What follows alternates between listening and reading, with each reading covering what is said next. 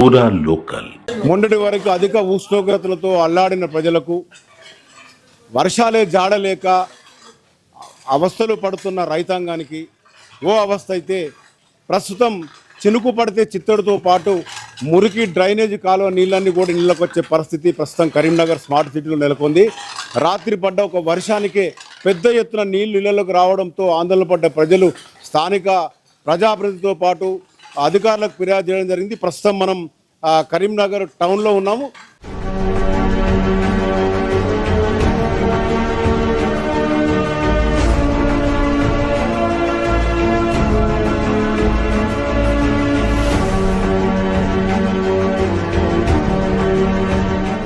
ఇక్కడ అతిపెద్ద రకంగా చూసుకుంటే చాలా పురాతనమైన ప్రదేశం ఇది. దీని హైట్ను పెంచుకొని స్మార్ట్ సిటీ ఎదిగింది. అయితే స్మార్ట్ సిటీ పరిస్థితి ఏంది మనం చూద్దాం. ఇళ్లలోకి పెద్ద ఎత్తున నీరు చేయడంతో ఇక్కడ మనం చూద్దాం. రాత్రి దాదాపు 9-10 గంటలకు స్టార్ట్ అయిన వరద పూర్తిగా ఇళ్లలోకి మోకాళ్ళ వరకు వెళ్ళింది. ఇక్కడ స్థానిక కార్పొరేటర్తో పాటు ఇంకా స్థానిక ప్రజలు కూడా అందుబాటులోకి వచ్చి ఇక్కడ అందరినీ ఇళ్లలో నీరును బయటకు పంపించే ప్రయత్నం చేస్తున్నారు. ఇప్పుడు దాదాపు 5 గంటల నుంచి కూడా ఇక్కడ శుచి శుభ్రత కార్యక్రమం కొనసాగుతుంది. అయినప్పుడు కూడా ఇక్కడ బురద నీరు పోవడమే కాకుండా బయటకు వెళ్ళిపోయే పరిస్థితి లేదు. మున్సిపల్ సిబ్బంది, పారిశుద్ధ్య సిబ్బంది కూడా దాదాపు 5 గంటల నుంచి ఇక్కడ పనిచేస్తున్నారు. ప్రస్తుతం మనం చూడొచ్చు ఇక్కడ స్థానిక కార్పొరేటర్ ఉన్నారు. అసలు ఎందుకు ఈ స్మార్ట్ సిటీ అనేది కేంద్ర ప్రభుత్వ నిధులతోని అత్యధికంగా ర్యాపిడ్గా ఎదుగుతున్న నగరంగా చెప్తున్న కరీంనగర్ నడి ఒడ్డున ఒక వర్షానికి మొదటి వర్షానికే తల్లడిల్లుతున్న కరీంనగర్ ప్రజలకు ఇక్కడ ఏం చెప్పదలుచుకున్నది ప్రభుత్వాన్ని చూద్దాం. చిన్న వర్షాలకే ఇట్లా వరద నీళ్లు ఇంటికి వస్తుంటే దాదాపు వర్షాకాలం అంతా కూడా చాలా గడిచిపోయే లోపల ఎన్ని నీళ్ళు వస్తాయని చెప్పి స్థానిక ప్రజలు భయపడుతున్న పరిస్థితి. కార్పొరేటర్తో మాట్లాడదాం. చెప్పండి, ఇక్కడ ప్రధానంగా చూస్తే స్మార్ట్ సిటీ అనేది అసలు మహానగరాలకు పోటీ పడుతూ ఎదుగుతున్న కరీంనగర్ సిటీగా దాదాపు 10 సంవత్సరాలుగా గత ప్రభుత్వం చెప్పుకొని వచ్చింది. ఇప్పుడు స్మార్ట్ సిటీ అని చెప్పుకున్న ప్రభుత్వంలో ఇంత చిన్న వర్షం అంటే దాదాపు 1.5 అవర్ పడ్డ వర్షానికే ఇళ్లలోకి మోకాళ్ళు మట్టి నీళ్ళు రావడం అనేది ఎలా చూడొచ్చు? ఇది కొత్తది కాదు. 2008 నుంచి వెళ్ళి వీళ్ళకి ఈ గల్లీలో ప్రాబ్లం ఉన్నది. 2008 నుంచి వెళ్ళి కూడా వినతి పత్రాలు ఉన్నాయి 2008 నుంచి వెళ్ళి. ఎందుకంటే నీళ్లు కొంచెం అప్పుడు భారీ వర్షాలు పడితే నీళ్ళు ఇక్కడికి వచ్చేసింది. కానీ ఇవాళ ఏం జరిగిందంటే స్మార్ట్ సిటీ భాగంగా పక్క డివిజన్ల కార్పొరేటర్, బీఆర్ఎస్ కార్పొరేటర్ అక్కడ దాకా వేయించుకున్నాడు. మా డివిజన్ వచ్చేవారికి ఏమైందంటే వాణికేతన్ దగ్గర మా డివిజన్ స్టార్ట్ అవుతుంది. అక్కడ దాకా డ్రైన్ 8 ఫీట్ల లోతుతో తీసుకొని వచ్చిండు డ్రైన్. ఎందుకంటే వాటర్ కెపాసిటీ అనేది ముంగటికి వెళ్ళి ఏదైతే వాటర్ ఎక్కువ వస్తుందని చెప్పి పైకి వెళ్ళి అదంతా డిజైన్ చేసి 8 ఫీట్లు డిజైన్ చేసినాక ఇవాళ ఆ 8 ఫీట్ల తీసుకొచ్చి వీరు పాత నాలకి ఇచ్చిపెట్టింది. పాత నాల ఎంత లోతున్నదంటే 4 ఫీట్ల లోతున్నది. ఇంతకుముందు 8 ఫీట్ల నాల తీసుకొచ్చి మీరు 4 ఫీట్ల ఇచ్చిపెట్టే వారికి మిగతా వాటర్ అంతా వెనకకి దనేసి ఒక 3 గల్లీలకు ఎఫెక్ట్ అయ్యి ఆ 3 గల్లీల నుంచి వెళ్ళి ఇక్కడికి మొత్తం నీళ్ళు వచ్చింది. ఎందుకు మనకు ఒక రకంగా చూసుకుంటే వేరే డివిజన్లో కూడా కొంత లోతట్టు ప్రాంతం ఉన్నప్పుడు కూడా ఇలాంటి దుస్థితి మాత్రం లేదు. ఇక్కడ ఈ డివిజన్కు ఎందుకు వచ్చింది ఈ దుస్థితి? ఇది ఇంతకుముందు మేయర్ గారు పాలకవర్గం మీటింగ్ అయ్యేటప్పుడు 50 డివిజన్ బీజేపీ కార్పొరేటర్ అని చెప్పి ఆ రోజు ఛాలెంజ్ చేసిండు. నీ డివిజన్కి రూపాయి అని చెప్పి కూడా ఛాలెంజ్ చేసిండు. అదేవిధంగా రూపాయి అని చెప్పిండు. దాంట్లో సక్సెస్ అయ్యిండు మేయర్ గారు. ఎందుకంటే మా దగ్గర ఉన్న సమస్యలు వచ్చి చూడండి. శ్రీరామ్ బుక్ స్టాల్ గల్లీ కానీ, దాని పక్కకున్న ఆకుల శైలజ కానీ, దాని పక్కకు సరస్వతి కాలనీలో రోడ్ వేసింది కానీ డ్రైన్ లేదు. అంటే కుట్రగా ఇది బీజేపీ కార్పొరేషన్ ఖచ్చితంగా దీన్ని వీళ్ళని అనగదొక్కాలనే ఇంటెన్షన్తో ఏదైతే బీఆర్ఎస్ వాళ్ళు పథకం పన్నెండో దాంట్లో సక్సెస్ అయినలో ఇవాళ వాళ్ళే మొత్తము బొందలబడి మొత్తం బురద పూసుకున్న టైంలో వాళ్ళే శాపం వాళ్ళకి తలిగి వాళ్ళు క్లోజ్ అయిపోయింది. ఇవాళ ఆ ముచ్చట ఇవాళ మళ్ళీ బీఆర్ఎస్ వేయనాక కూడా ఇంకా ఈ ఛాయలు ఇంకా పోతలేవు. ఎందుకంటే అప్పుడు చేసిన తప్పిదాలు ఏదైతే ఉన్నాయో ఆ తప్పిదాలకు ఇవాళ ప్రజలందరూ చాలా అవస్థపడుతున్నారు. ఈ పక్కకున్న హాస్టల్ అయితే నిన్న రాత్రి ఆడవాళ్ళు ఉన్నారు, మోకాల వరకు నీళ్ళు. ఈ పక్కకున్న ఆంటీ మొన్న అంకుల్ ఒక 6 months కింద ఎక్స్పైర్ అయినలు. వారు రాత్రి 12:30కు 1కి వాళ్ళ బిడ్డకు ఫోన్ చేస్తే వారు రోడ్డు మీద నిలబడ్డారు. దీంట్లోకి వచ్చే పరిస్థితి లేదు. ఎందుకంటే మోకాల పైదాకా నీళ్ళు ఉన్నాయి. వాళ్ళ అల్లుడున్న బిడ్డ వచ్చిండు హెల్ప్ చేద్దామని 2 వరకు కూడా లోపలికి రానియలేని పరిస్థితి. వర్షం 12 గంటల వరకు పడ్డది. పడ్డాక 2 గంటల వరకు కూడా నీళ్లు తగ్గలే ఇక్కడ. అది ఇప్పుడు ఏం చేద్దామంటారు? ఇప్పుడు మీరు ఓవైపు పాలకవర్గం మీకు కోఆపరేషన్ లేదంటున్నారు, మరోవైపు చూస్తే ఇంకా రానున్న రోజుల్లో వర్షాలు ఇట్లే ఉన్నాయి. ఈ వర్షాకాలం తగ్గే లోపల వీళ్ళకు ఆల్టర్నేటివ్ ప్రత్యామ్నాయం ఏమని చెప్పదండి? ఇవాళ ప్రత్యామ్నాయం కాదండి, ఇమ్మీడియట్గా ఏదైతే ఉన్నదో పక్కకున్న నాల వాళ్ళు చేసిన 4 ఫీట్లు ఏదైతే ఉన్నదో దాన్ని లోతు తీయాలి, ప్రొక్లైనర్ పెట్టి ఒక కచ్చా నాలాన్న ఏర్పాటు చేయాలని చెప్పి కూడా కోరుతున్నాను. ఎందుకంటే ఆ వాటర్ ప్రెషర్కి ఈ 4 ఫీట్ల నాల తట్టుకుంటలేదు, దాన్ని వాటర్ కూడా బేర్ చేసే పరిస్థితులు లేదు. మళ్ళీ ఇంకోటి ఏంటంటే ఆ నాల 8 ఫీట్లే ఉన్నది. ఇప్పుడు వాటర్ వచ్చే దాని ముంగట్కెళ్ళి వచ్చే నాలనేమో 18 ఫీట్లు ఉన్నాయి, 18-20 ఫీట్లు ఉన్నది. అది తీసుకొచ్చారు 8 ఫీట్లకు, ఎట్లా కెపాసిటీ సరిపోతుంది అనేది కూడా ఇంజనీరింగ్ వ్యవస్థ మొత్తం విఫలమైంది. ఇక్కడ ఇంజనీర్లు ఖచ్చితంగా స్మార్ట్ సిటీ ఏదైతే వాటర్ వస్తుందో 18 ఫీట్లు వచ్చే డ్రైన్ మీరు ఒకసారి చూపిస్తాను, అక్కడ 18 ఫీట్లు వచ్చే డ్రైన్ 8 ఫీట్లకు ఎట్లా సరిపోతుంది, దాన్ని ఎట్లా కుదిస్తారు? ఈ ఇంజనీర్ వ్యవస్థ అనేది భ్రష్టు పట్టింది. అధికారులు అప్పుడున్న బీఆర్ఎస్ వాళ్ళు ఎట్లా చెప్తే గుడ్డిగా వేయడం జరిగింది. ఇక్కడికి అంతకుముందు ఎస్సీ గారు వచ్చారు, ఎస్సీ గారు వచ్చి కూడా లాస్ట్ టైం మాకు ప్రామిస్ ఏం చేసిందంటే దీన్ని ఖచ్చితంగా ఫుల్ఫిల్ చేస్తాం వర్షాకాలం అయిపోగానే అని చెప్పిండ్రు. మళ్ళీ ఇప్పుడు వర్షాకాలం స్టార్ట్ అయింది, మళ్ళీ అదే ప్రాబ్లం స్టార్ట్ అయింది. రాత్రి మనం కొన్ని ఆర్ధనాదాలు చూసాము, ఏడుపులు చూసాము, కొందరు ఇళ్ళలోంచి కొన్ని వీడియోలన్నీ కూడా బయటకు రావడం జరిగింది. ఇప్పుడు వాళ్ళ ఇంట్లో నుంచి నీళ్లు వెళ్ళాలన్నా ఇదంతా కూడా చాలా దుర్గంధంతో కూడుకున్నది. కార్పొరేషన్ తరఫున వీళ్ళకు శుభ్రతకు సంబంధించి ఇక్కడ దాదాపు హైజీనిక్ కూడా ఉండాలి, లేకపోతే మళ్ళీ అంటువ్యాధులు వచ్చే ప్రమాదం ఉంది. కార్పొరేషన్ నుంచి మీరు కార్పొరేటర్గా ఏం చేయదలుచుకున్నారు? మేము ఖచ్చితంగా ఇక్కడ బ్లీచింగ్ కూడా ఇవన్నీ చేయడం జరుగుతుంది. మళ్ళీ ఒక్కొక్కటి ఇవాళ రేపు ఇక్కడ పారిశుద్ధ్య వారియర్స్ని ఖచ్చితంగా ఈయనే పెడతాం. వాళ్ళు ఏది కూడా క్లీన్ చేసుకుంటూ పోతుండ్రు. బ్లీచింగ్ కూడా ఇప్పుడు క్లీనింగ్ వ్యవస్థలోనే ఉన్నాము.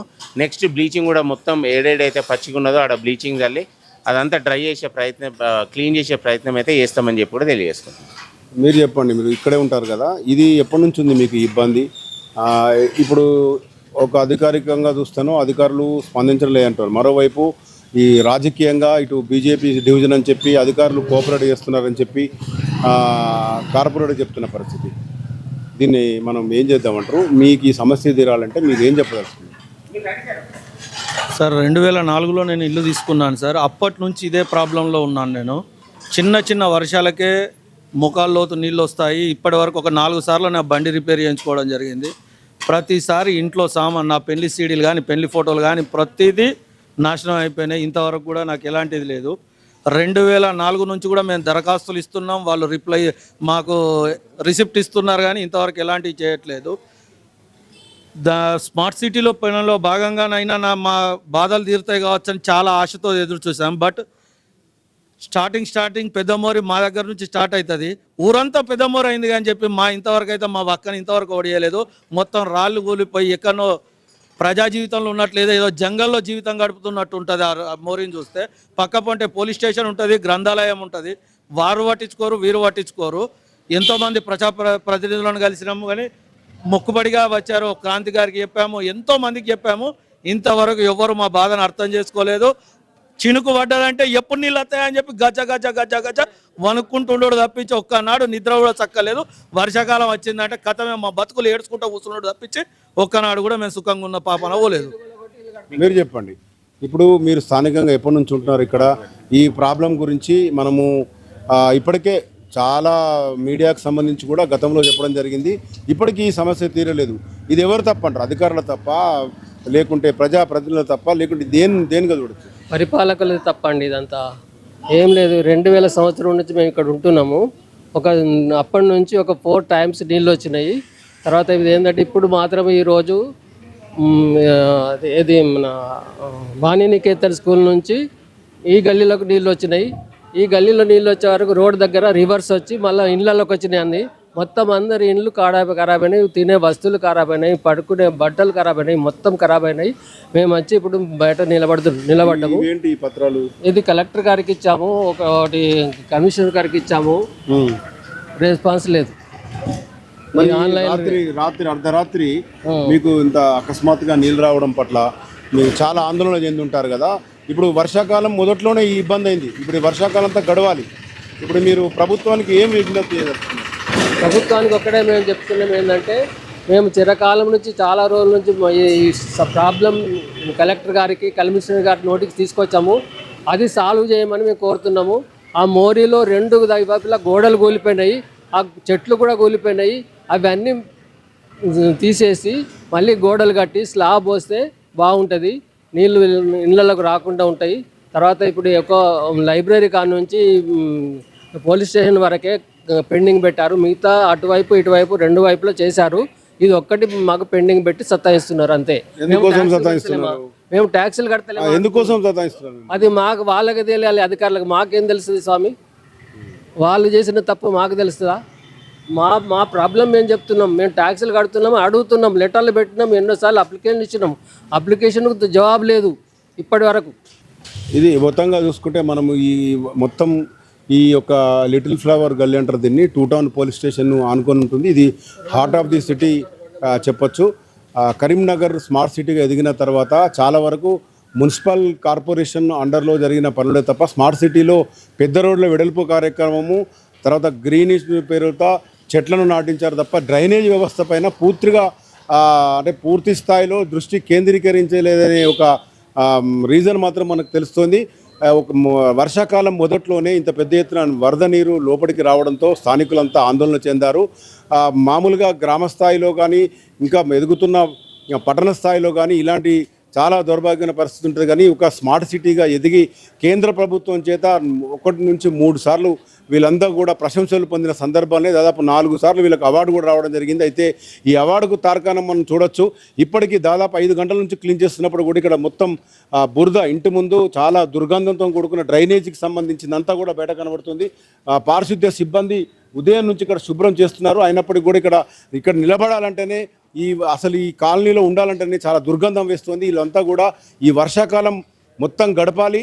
అయితే అధికారులు ఒక మాట చెప్తున్నారు, కార్పొరేటర్ ఒక మాట చెప్తున్నారు. ప్రత్యక్షంగా మనకు తెలిసింది ఇక్కడ బీఆర్ఎస్ ప్రభుత్వము గత 10 సంవత్సరాలుగా ఉన్నప్పటికీ బీఆర్ఎస్ కార్పొరేటర్ మేయర్లు ఇక్కడ ఉంటుండే. అయితే మొన్నటి ఎన్నికల్లో ఇక్కడ బీజేపీ కార్పొరేటర్ గడవడం చేత ఈ యొక్క నగరంలోని మిగతా డివిజన్లో డెవలప్ అయినప్పటికీ కేవలం బీజేపీ అభ్యర్థి ఇక్కడ కార్పొరేటర్గా ఉండడం వల్లనే అభివృద్ధికి నోచుకోలే అని చెప్పి కూడా కొద్దిసేపటి క్రితం కార్పొరేటర్ జితేందర్ చెప్పడం జరిగింది. మొత్తంగా ఇది అధికారుల నిర్లక్ష్యం అనొచ్చా, లేకుంటే ఈ రాజకీయ నాయకుల పోరు అనొచ్చా? దీని మధ్య మాత్రం వీరిద్దరి మధ్య స్థానికులు నలిగిపోతున్న పరిస్థితి. వర్షాకాలం దాటేంత వరకు కూడా ప్రతిరోజు కూడా వర్షం పడితే గుండెలు దగ్గర పెట్టుకొని నీళ్ల వరద కోసం ఎదురు చూసి ఆవేదన చెందే పరిస్థితి మాత్రం ఉంది. ఇంకా రానున్న రోజుల్లో ఈ వర్షం ఎలా ఉంటుంది, అధికారులు ఎలా స్పందిస్తారు? ఒకవేళ అకస్మాత్తుగా పెద్ద ఎత్తున వర్షం పడితే మాత్రం ఈ లోతట్టు ప్రాంతం అంత పెద్ద ఎత్తున కానప్పటికీ కూడా నడి ఒడ్డున ఇలాంటి వరద నీరు ఇళ్లలోకి చేరడం మాత్రం చాలా దౌర్భాగ్యమైన పరిస్థితి. ప్రజలు ఆందోళన చెందుతున్నారు. ఇది మొత్తానికి ఇక్కడ ఉన్న సిచ్యువేషన్. కెమెరా పర్సన్ మైదర్తో మధుకరెడ్డి, పూరా లోకల్ న్యూస్, కరీంనగర్.